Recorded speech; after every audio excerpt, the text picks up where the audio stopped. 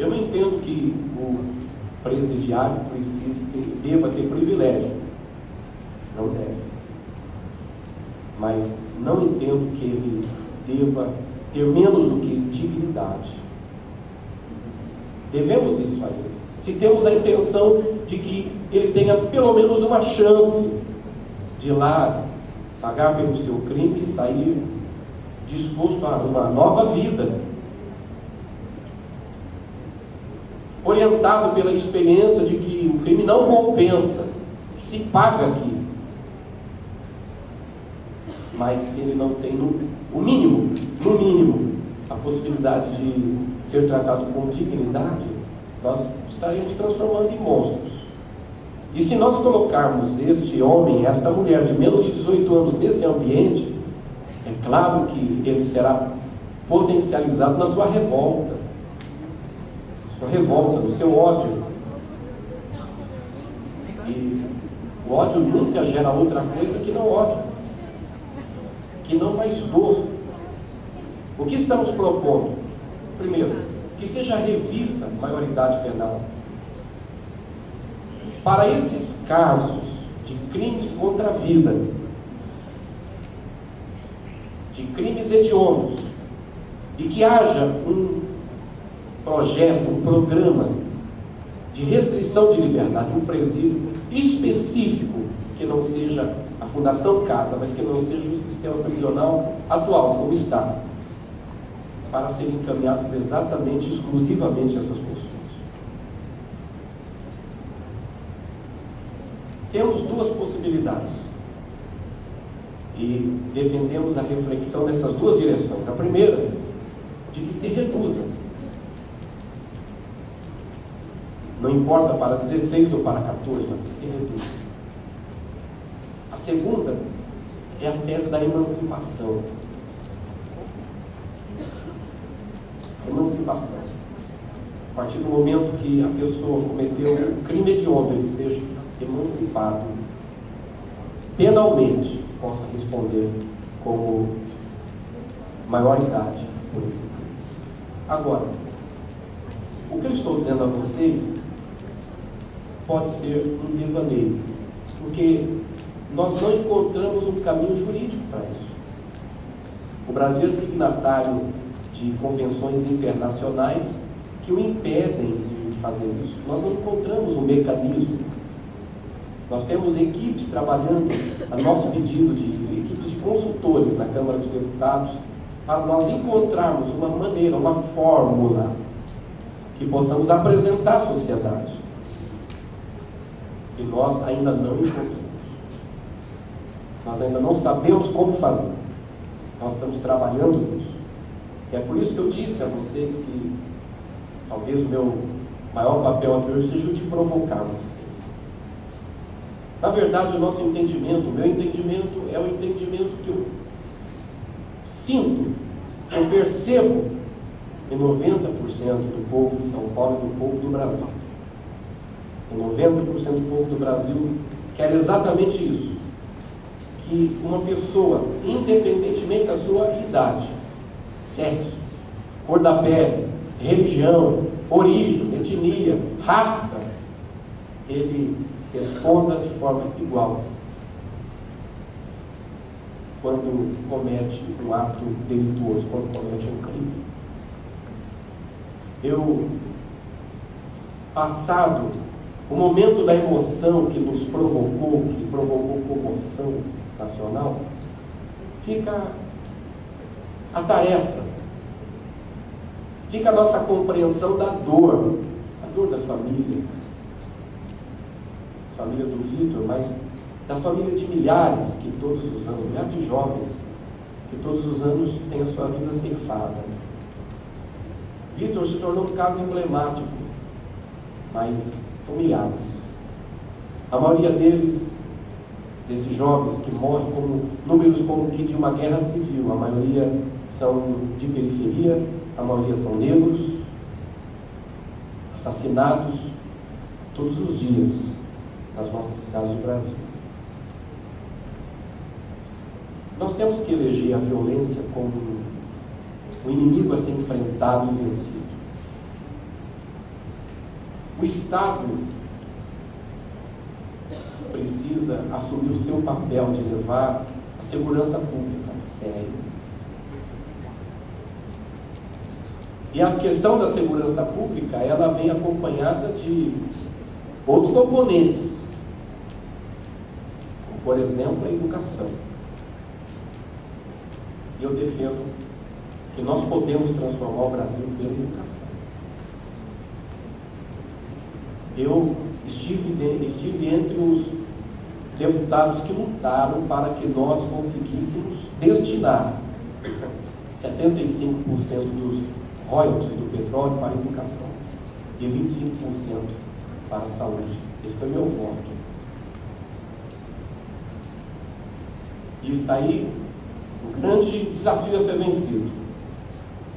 Quando eu falo em segurança pública, dever do Estado, eu não estou dizendo que apenas aumentar o número de policiais, de armas nas mãos desses policiais, de melhorar a polícia científica, que precisa ser melhor remunerada, equipada, estruturada.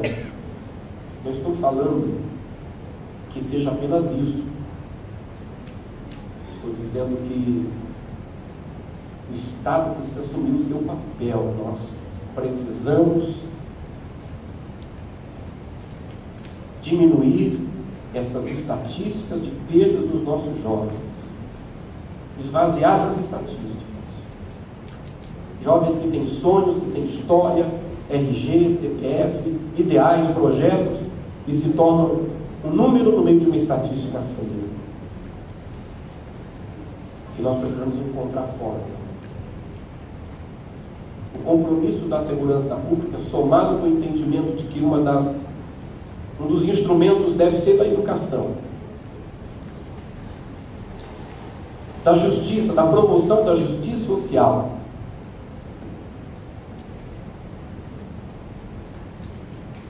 Mas, em relação a esse tema, nós temos a prevenção, os cuidados que temos que tomar, a responsabilidade que temos que assumir como Estado e nação, mas nós temos o luto de milhares de famílias no Brasil como essa, a dor de milhares de famílias no Brasil como essa, todos os anos. E nós temos, no mínimo, que respeitar essa dor, esse sentimento, nos solidarizar com a família de Vitor Hugo e as outras famílias de São Paulo e do Brasil, e fazer uma reflexão responsável, séria, e encontrar uma fórmula. E para isso, eu quero desafiá-los, eu quero encorajá-los a que nós entremos juntos. Vai. Nós entremos juntos nessa reflexão. Eu quero colocar o nosso gabinete, o nosso mandato da Câmara dos Deputados à disposição de vocês, dos senhores, para nós podermos, Padre José, podermos encontrar uma solução. E a nossa solução não é simplesmente de punir, não é de vingança. O que nós buscamos é, em primeiro lugar, a proteção desses jovens e adolescentes. Primeiro, a proteção daqueles que estão dentro das famílias, das casas, estruturados, que estão trabalhando, estudando, que são vocês. Mas também a proteção daqueles que são socialmente vulneráveis, facilmente aliciados por esses grupos, que, sabendo da sua imputabilidade, os colocam nos seus projetos para que eles possam carregar as culpas e proteger, preservar as atividades criminosas. Eu quero finalizar as minhas palavras aqui, dizer que eu tenho um compromisso na defesa dessa reflexão da redução da maioridade penal, não apenas pela redução da maioridade penal, em primeiro lugar, pela proteção dos nossos jovens e adolescentes. Em segundo lugar, dizer que eu tenho um compromisso de fazer esse debate com responsabilidade de quem não desconhece que temas como esse que envolve o emocional, uma carga emocional, não pode ser tratados apenas de maneira passional. Nós precisamos encontrar um modelo, a saída, porque nós queremos um Brasil melhor para os nossos filhos, para a senhorita Lívia, para os nossos netinhas e netinhos, um Brasil melhor para aquelas gerações que estão chegando aí. Eu quero desejar muito sucesso a todas e a todos vocês. Quero desejar que cada um tenha sucesso e êxito na materialização dos seus sonhos, na realização dos seus projetos. Quero parabenizar aqueles que dentre nós são verdadeiras inspirações e referências do bom serviço, do bom trabalho. Quero parabenizar, Wagner, a instituição que promove essa reflexão, esse debate, esse congresso. Que Deus abençoe a vocês, Deus abençoe a todas e a todos. Que Deus abençoe o Brasil. Muito obrigado.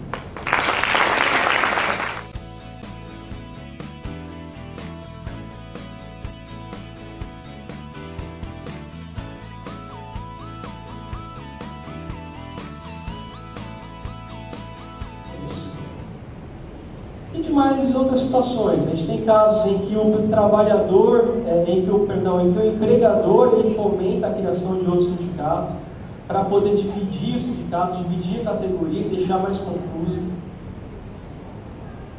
E essa divisão ela pode ocorrer de duas maneiras: por dissociação ou desmembramento. Dissociação, o artigo 570, ele resumidamente fala o seguinte: existem categorias que são similares ou conexas, que são parecidas. Às vezes são categorias pequenas, mas como são parecidas com a do colega, eles se juntam num sindicato só. Se porventura, vamos imaginar que se juntaram três categorias parecidas, se juntaram e formaram um sindicato. Depois de 10 anos, 15 anos, as categorias cresceram de tal maneira que elas podem, sim, se dissociar. Não, você faz o seu sindicato, eu faço o meu, cada um corre para a sua área específica. Tá? Esse é um meio. O outro meio é o pertinente ao caso de invasão territorial. Desmembramento. O que se pega a essa parte aqui, ó? Não podendo ser inferior à área de um município. O que eles fazem nesse caso? As pessoas que têm interesse em fundar outras entidades, seja de uma maneira ou de outra, eles se focam simplesmente nisso. O sindicato ele é estadual? É estadual. Ótimo. Então vamos fazer o seguinte: como a Constituição diz que não pode ser menor que o município, não está dizendo que não pode ser maior. Então vamos fazer o seguinte: a gente pega 4 municípios e faz um sindicato só nosso. E por aí vai, querendo picotar a categoria e picotar a representatividade. Só para vocês terem ideia, se por exemplo isso for adotado no Tribunal de Justiça do Estado de São Paulo, no fim das contas nós vamos ter 645 sindicatos para negociar. Imagina o tamanho da mesa. É aquela situação, é dividir para conquistar. O Estado sabe que um sindicato único é um sindicato forte. Vamos dividir, vamos investir para que seja dividido, porque é mais cômodo, é melhor. E o resultado da divisão é esvaziamento da categoria, tem menos pessoas representadas, enfraquecimento do sindicato por diversas maneiras. Primeiro, porque ele não vai poder falar por todos. Segundo, porque a receita do sindicato cai. Terceiro, precariedade de representação. Isso é uma questão consequente de tudo isso. Oneração do trabalhador. E são fatores que prejudicam muito diariamente, a cada instante, o sindicato. Isso é muito claro. Nós vemos todos os dias esse tipo de ação acontecendo, especialmente na iniciativa privada. Agora, ultimamente, eles têm tentado trazer isso para os sindicatos de servidores. Só que o que a maioria das pessoas não observa é que o sindicato de servidores não pode sofrer dissociação ou desmembramento. nenhum tipo de divisão pode ocorrer para nenhum desses tipos, para nenhum tipo de sindicato de servidores. Por quê? Porque a categoria profissional é uma categoria diferenciada. Artigo 511 diz: categoria profissional diferenciada é que se forma dos empregados que exercem profissões ou funções diferenciadas por força de estatuto profissional especial. O que isso quer dizer? Existe uma lei do Estatuto do Servidor Público do Tribunal de Justiça. É uma categoria no Estado de São Paulo. Ponto. Por quê? Porque é uma categoria diferenciada. Ela é regida por lei, estabelecida por lei. Estou dando esse exemplo, por óbvio, porque eu trabalho no Sindicato de Servidores Judiciário de São Paulo, então eu conheço isso do dia a dia. É interessante, você pode imaginar, por exemplo, que todo benefício que vai para o servidor, ele vem por lei, por uma resolução, por uma medida legislativa. Agora imagina que existem 4, 5, 6, 7 sindicatos de servidores do Estado de São Paulo.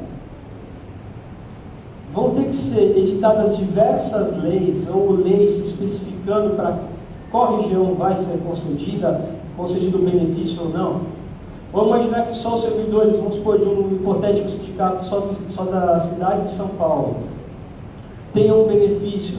O pessoal da cidade de Brodowski não vai receber, porque não está na cidade de São Paulo, mas não é a mesma categoria, não é a mesma base territorial, não é a mesma legislação. Ou seja, dentro do estatuto vai ter legislações diferentes. Não faz sentido.